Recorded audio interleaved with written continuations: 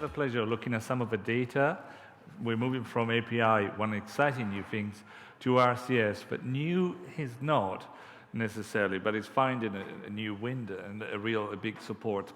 However, as we keep on saying, is there something we need to learn from SMS that needs to apply for RCS as well? Enea, which is very well known to you as one of the firewalls, but it's been defending the SMS world, has got some of its lessons from that world, and they are reflecting on what we are seeing on RCS right now.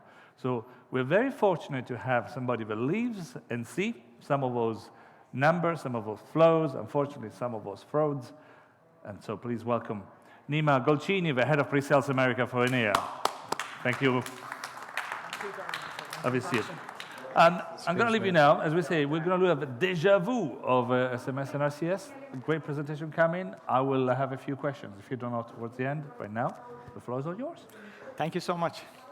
Thanks, everyone, for attending to this session. My name is Nima Golchini. I'm head of the Presales for Americas for Enea. And today we are going to discuss the RCS and the challenges that we are seeing on RCS and how we can protect the subscribers. So basically, the first question in mind is, who needs to be secured in this type of environment?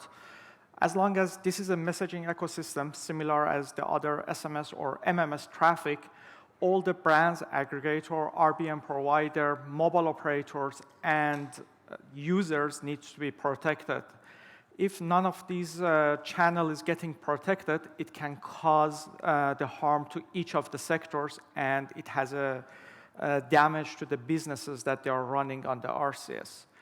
So typically, against what attacks we are seeing on each channel? So mostly for brand and aggregators, we are seeing either the spoofing, traffic injection, messaging interception, and malware. These are the things that typically we are seeing more on the brand side and aggregator, which comes to then RBM providers, and RBM providers potentially will pass that one to the mobile networks, and through mobile network it can go to the users.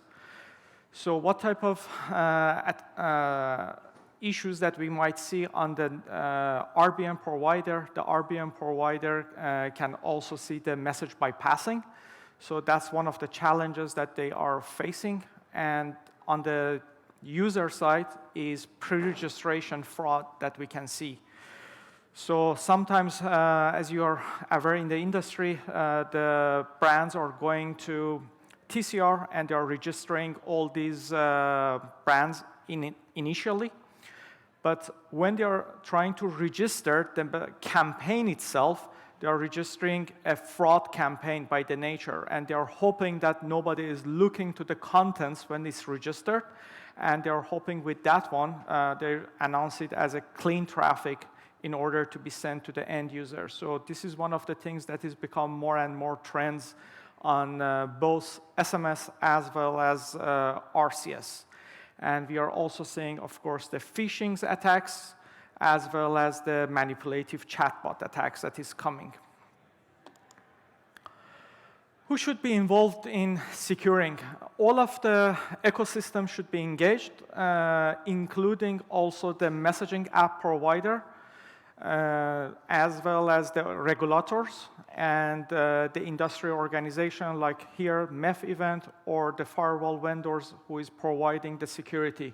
All of us should work hand-to-hand with each other in order to secure this ecosystem. It's not that if you are securing at one side, the other would secure automatically. This is not going to work, and this is something that is the burden on the shoulder of all of us to make sure that the end user are secure. What's the user experience nowadays? So basically, if you go to your Google app for receiving the messages, there is a section of it that's called spam and block. And some of these messages might be blocked by Google itself. Some of them, you guys might report it and block as a spam. And as you can see, most of the new messages that is in your inbox is considered as a RCS. The one that has been circled in a red, it shows that these are the RCS spam messages that is coming to your inboxes.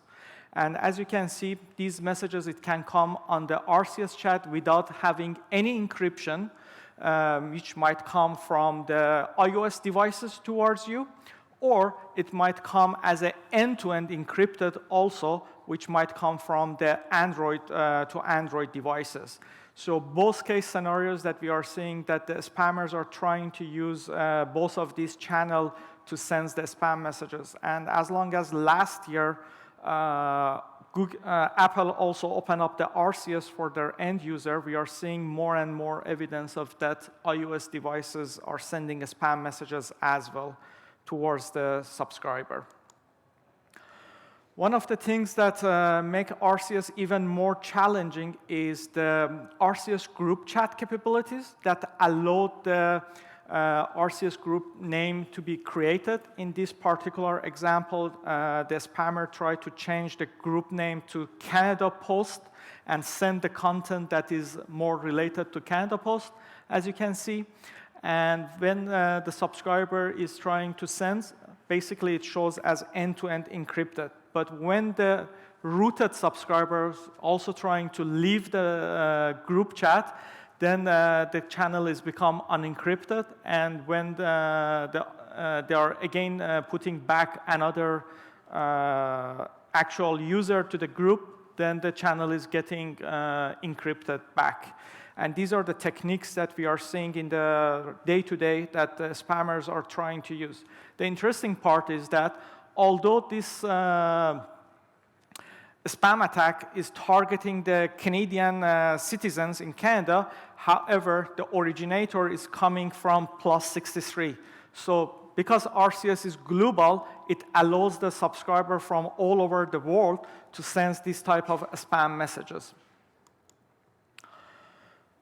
RCS is no different than MMS. The same as MMS, we have seen lots of Shaft-C type of content or illegal content. We have seen the evidence of the illegal content also on the RCS traffic.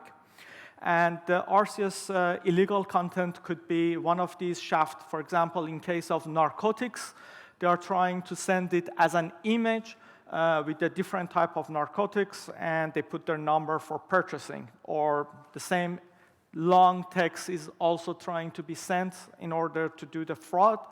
And if it's part of one of the Shaft category, firearm could be the one that can be sent. So the same similar things that was going on MMS, now the same pattern is started to be seen on RCS traffic.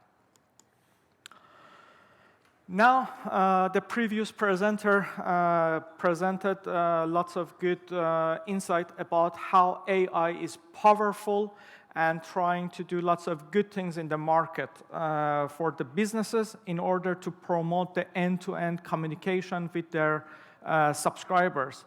But on the other side, the spammers also now understanding that AI is a very powerful tool for them also to create a personalized content, localized to the languages on the countries that they would like to send these spam messages, credible and relevant personalized engagement and interaction that they can do through at a scale through the RCS channel.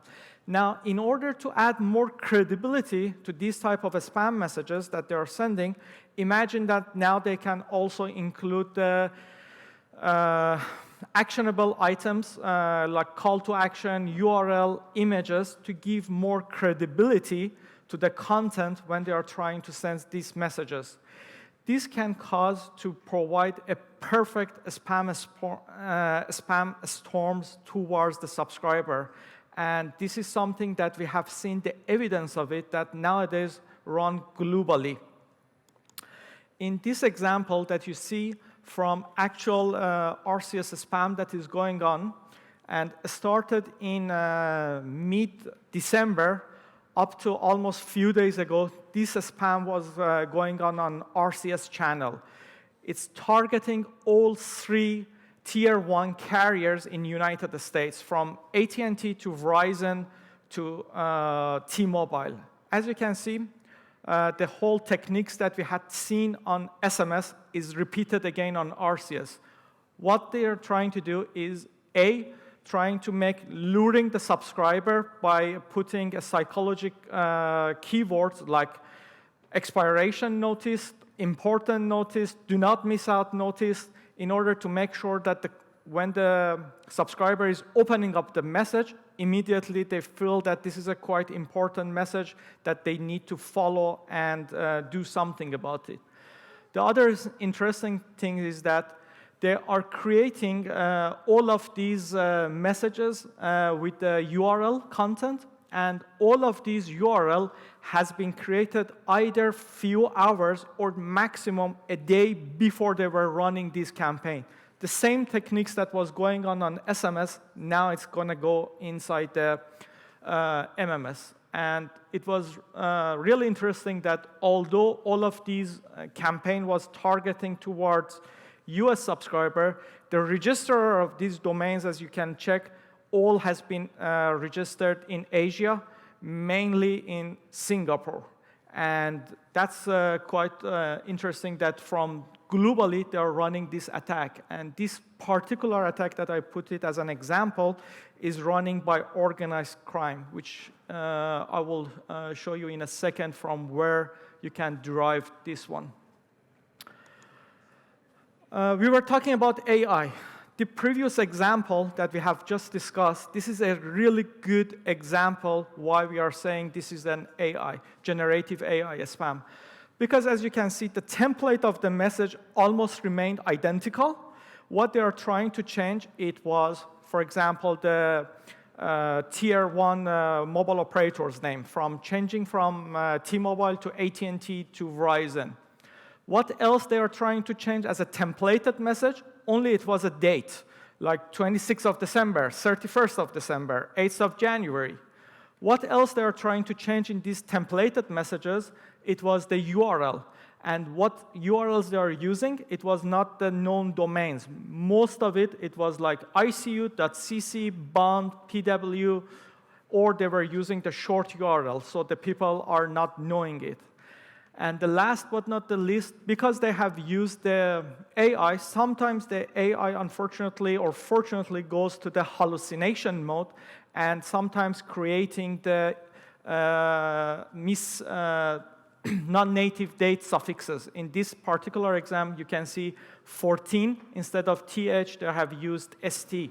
December 11, they have used ST. These are not the human beings written. And this happened by AI. And the last things, as you can see, that all of these call to action is remain the same, but just trying to repeat it the way that they have put it in place. Next slide basically is focusing on these attacks. These attacks are starting from New Zealand, Australia, Japan, India, Saudi Arabia, Congo, Morocco, Tunisia, up to Europe, from Latvia to Poland to Italy to UK to Portugal, and then from LATAM in Brazil, Chile, Peru, Mexico, Canada, and US. How is it possible that all of these coming, same template, same type of messages, coordinated from all of these countries at the same time? This means that somebody has access to either SIM boxes or SIM emulator on each of these countries, has access to AI to coordinate and draft this templated, make automation, and run it from all of these countries towards the United States subscribers. This is a brilliant example to show that if you are not trying to protect the RCS channel, the same mistakes that we have seen on SMS and MMS, you would see it immediately on the RCS channel as well. So everybody was saying that RCS is an end-to-end encryption channel. So is it helping us to reduce the number of spam? The answer is no, because phone still can get the malware, and by getting the malware, they can propagate the spam. And in RCS, it's much easier to receive this type of malware because the file transfer and rich content is going to transfer with the RCS messages, and if it was infected with virus, it can propagate itself easily as soon as it reaches to the handset of the subscriber. And if those handsets are not protected handset, then it can make a huge damage. At the same time, similar as SMS, the spammers can use SIM banks or emulators in order to send the spam messages from these devices towards the end subscribers. Now, the pros and cons is that, yes, when we are using the end-to-end encryption, you are adding the confidentiality, integrity, and authentication. These are brilliant things. But is it enough in RCS in order to secure the space? The answer is no, because nobody then can look at the content. And that's a perfect place for a spammer to understand that if nobody can look at to end-to-end encryption, then they can send whatever content, the data they want, and basically infecting the ecosystem. So we have to make sure that we are not relying on this, that if messages is end-to-end encryption, it's a safe channel and nobody should look at it. Because it's an end-to-end encryption on the RCS and P2P channel, how then we should fight back? As you know, most of the new applications, such as Apple as well as Android, they have put recently the delete report, not recently, almost now for 3 years, delete and report junk in Apple iOS devices, as well as report spam in the Android devices. That gives you a good opportunity as an end user, if you would like to report this one back to the mobile operator, back to Google or Apple to inform them that you have received this one, because they are blindsided as long as the traffic is encrypted. But when you are reporting, then the encryption is going away. All the mobile operators recipient of these messages of a spam report could see who was the spammer numbers, when the spam messages reached to the handset, when the subscriber reported these messages to the mobile operator, what was the content of these messages. As long as you have known all of these brilliant intelligence, then you can do your investigation as a regular day-to-day business for SMS and try to understand what type of spam is going on. So it's really important that all mobile operators globally try to work with Apple and Google to make sure that these features of report spam is turned on in their networks in order to be gone to the mobile operators, firewall vendors, or to Google and Apple itself to take the necessary action based on the agreement that they have. And if basically the mobile operator have the good communication with mobile operators, basically they can use the API in order to dismantle the subscriber who sends these spam messages towards their networks. We have talked about the spam, but the spam is not the only issues for mobile operators. Similar as SMS, we have seen the evidence of the gray route also in the market. Like on this example, again, the group chat has been created with the name of Microsoft, and they are trying to send two-factor authentications. What's the problem with this scenario is that, again, the mobile operator is not getting compensated, or the CPaaS channel or the aggregators in between who was supposed to deliver these messages are not getting any revenue out of this gray route channel. So for that reason, these RCS channels needs to be protected against this type of gray route that trying to affect the revenue of the mobile operators. Going back to SMS A2P, as everybody aware, lots of brands basically using different shortcodes for sending for their own brands, and that's bringing lots of confusion. And at the same time, you are seeing that many same shortcodes are sending different brands as well in this particular example, like 23138 are sending the messages for brand of Uber, Microsoft, Amazon, WhatsApp, etc. And this caused a very confusion for the subscriber. Finally, this shortcode is belonging to which of these brands? Is it really trusted?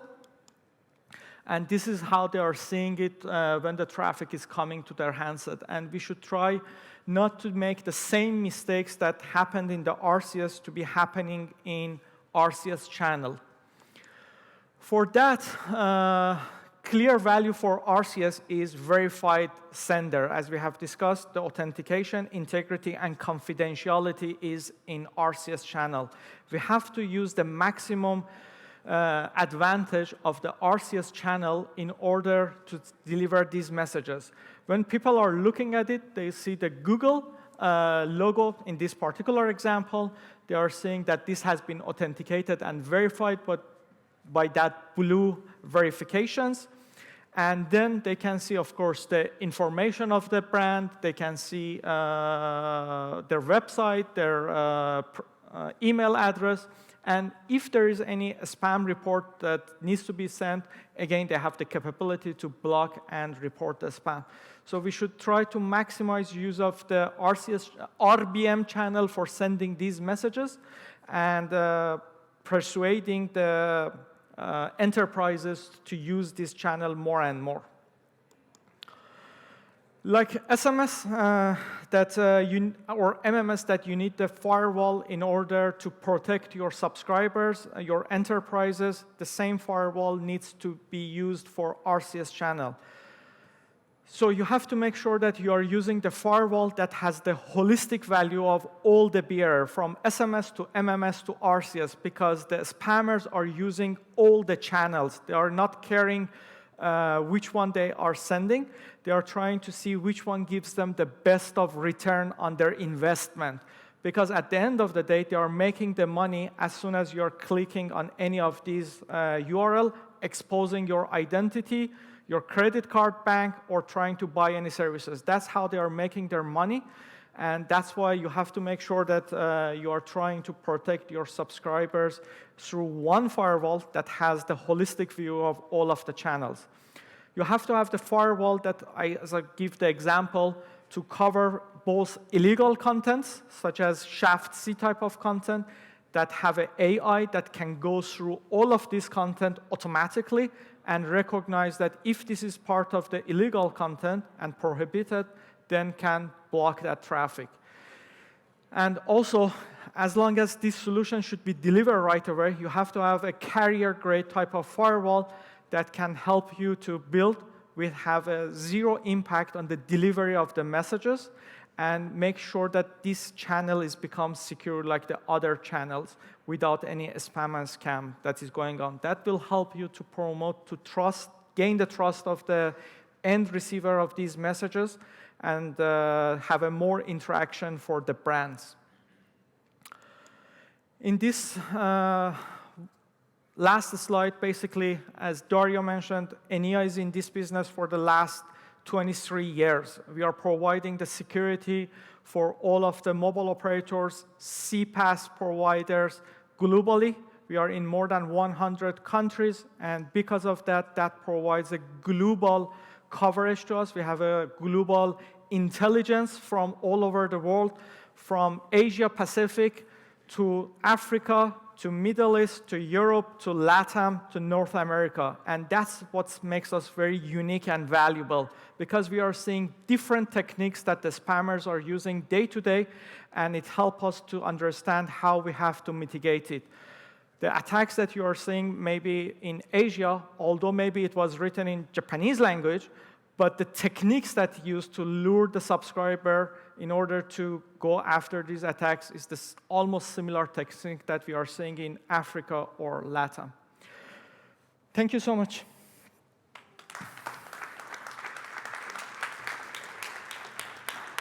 Thank you, Nima. Maybe we stand. I mean, I did promise you lots of data and information, and I'm glad that was definitely delivered.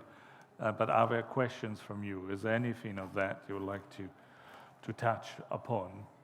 We have a microphone. If you have, do start there to break the ice. My question to you is, now what? So what's the message to, let's say, a mobile operator out there? So we have a déjà vu, we have an experience, we have RCS. What do we need to start doing or not doing?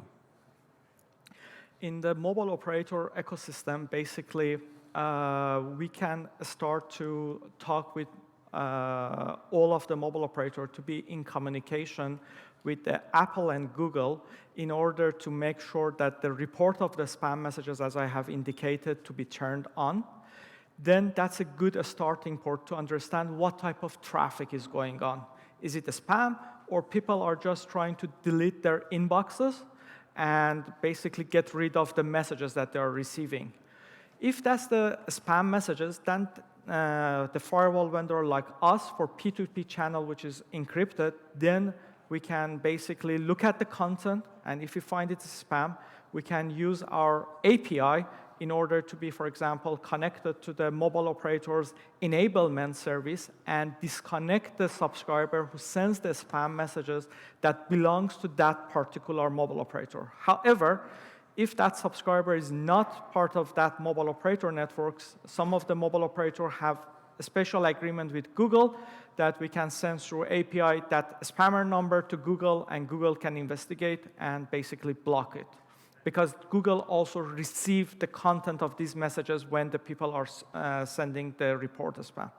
However, on the RBM side of the traffic, this is not the case. On the RBM, there's no end-to-end encryption. So basically, when the enterprise sending to the CPaaS, CPaaS can put the firewall, and the firewall of us can look at the content and basically clean up the traffic. So the traffic before reaching to the mobile operator could be cleaned, or at the mobile operator level, if the mobile operator have already built the RBM gateway ecosystem, then we can be connected to their RBM gateway system, look at the content, and make sure that we are cleaning up the traffic.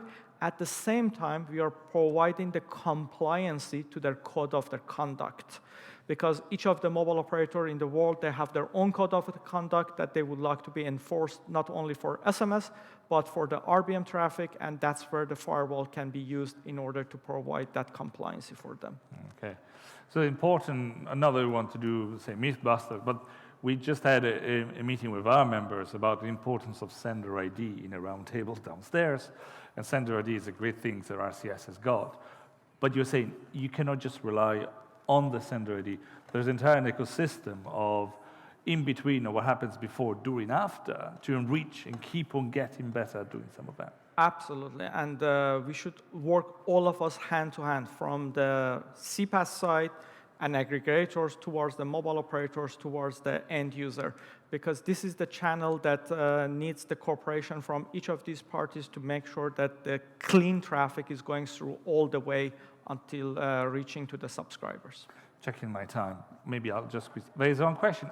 You stole my questions. Who's got a question? I have a Yep. question. Mariola, please introduce yourself and wait for the microphone as we're going to get there. Hello, Mariola Knapik, Tele2. I have a question. You said RBM is not encrypted. You can look at the content. Is it people who are going to look at the content, or is it machine who is going to look at the content? Because that could be a little bit problem with the privacy here. That's correct. First of all, when we are talking the RBM, it's an enterprise traffic, okay? So it's not a P2P channel that it's there.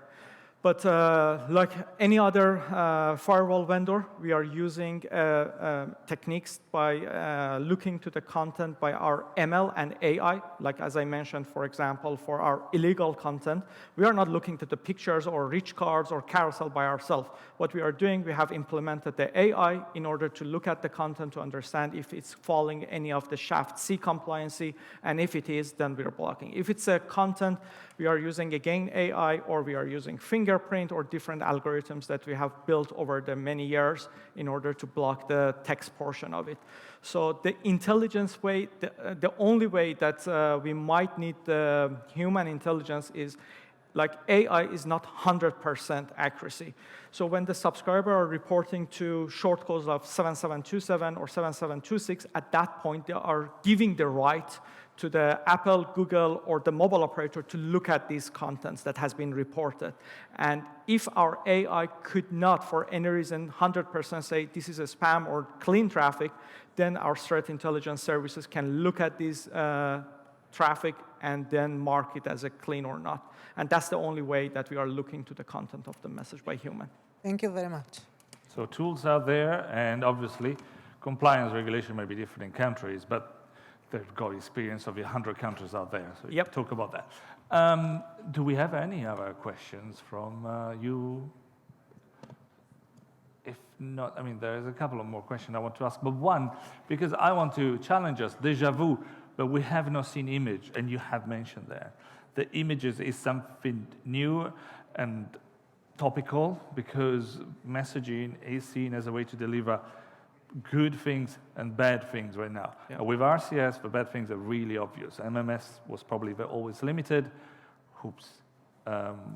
You have some solutions. How have you seen it implemented? What's happening there? Yes, exactly. So on the RCS, in the most of the spam that we are seeing, they are trying to combine the logo of the brands that they are trying to target.